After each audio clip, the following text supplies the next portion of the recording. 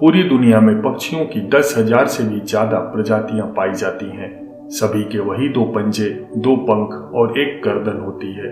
बाज एक ऐसा पक्षी है जिसकी एक अलग ही पहचान है, जो आसमान का सीना चीर के हजारों मीटर ऊपर 120 किलोमीटर प्रति घंटे की रफ्तार से उड़ता है, जो खुद से कई गुना अधिक वजन के शिकार को भी अपने पंजों में दबोच कर उड़ जाता है। और इसीलिए उसे पक्षियों का राजा कहा जाता है, जिसे हम बाज के नाम से जानते हैं।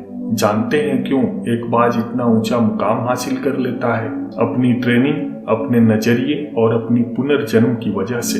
अगर आप भी इस दुनिया में एक मुकाम हासिल करना चाहते हैं तो एक बाज बनने का पूरा सफर आपको जानना बहुत जरूरी है। बाज के जीवन की शुरुआत ही रिस्क से होती है।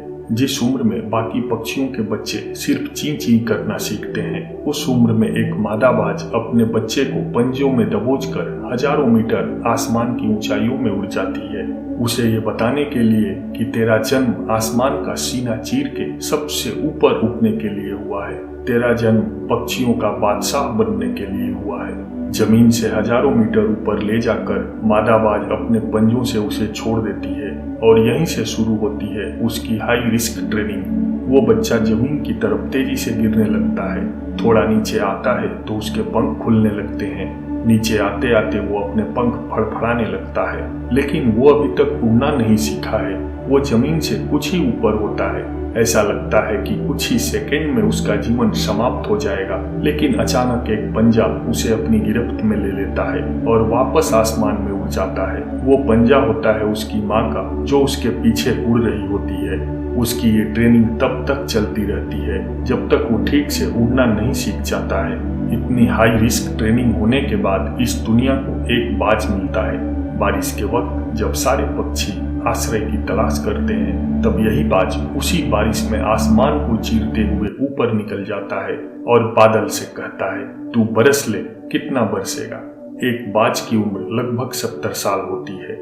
जब वह 40 साल का होता है, तब एक परेशानी उसकी जिंदगी में मौत बनकर आती है, जो आपकी परेशानियों की तुलना में बहुत बड़ी होती है, क्योंकि 40 साल की उम्र में बाज की चोंच इतनी मुड़ जाती है कि उसे शिकार निकलने में बहुत परेशानी होती है। उसके पंख भारी हो जाते हैं, छाती से चिपकने लगते हैं, जिससे उड़ना मुश्किल हो जाता है। उसके पंजे लंबे और लचीले हो जाते हैं, जिससे वो शिकार को सही से नहीं पकड़ पाता।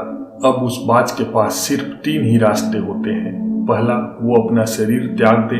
दूसरा, गिद्ध की तरह छोड़े हुए भोजन पर निर्भर हो जाए।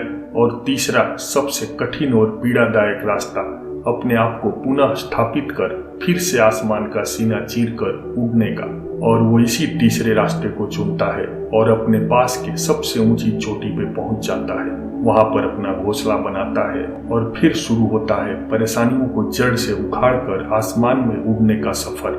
वह अपनी चोंच को एक चट्टान पर मार मार कर तोड़ देता है, लहूलुहान हो जाता है और इंतजार करता है नई चोंच के आने का। उसके बाद अपनी नई चोंच से अपने पंजों को काट देता है और फिर इंतजार करता है नए पंजों के उग आने का। उसके बाद वह अपने एक एक पंख को अपने शरीर से अलग करता है और फिर इंतजार करता है नए पंख उग आने का। और इस प्रक्रिया में उसे समय लगता है पूरे 5 महीने का। इन 5 महीनों के कड़ी तपस्या से एक बाज का पुनः जन्म होता है। वो फिर से तैयार हो जाता है आसमान का सीना चीर कर उड़ने के लिए। जो 3 रास्ते बाज के पास थे, वही 3 रास्ते आपके और हमारे पास होते हैं। लेकिन कुछ लोग पहले रास्ते को चुनते हैं और परेशानियों के तले दबकर सुसाइड कर लेते हैं। ज्यादातर लोग दूसरे रास्ते को चुनते हैं और वो परेशानियों का बोझ पड़ते ही अपने लक्ष्य को छोड़कर एक नॉर्मल लाइफ जीने लगते हैं। और कुछ वो लोग भी होते हैं जो इन परेशानियों को लात मारकर अपनी मेहनत के दम पर बाज की तरह आसमान की बुलंदियों को छूते हैं।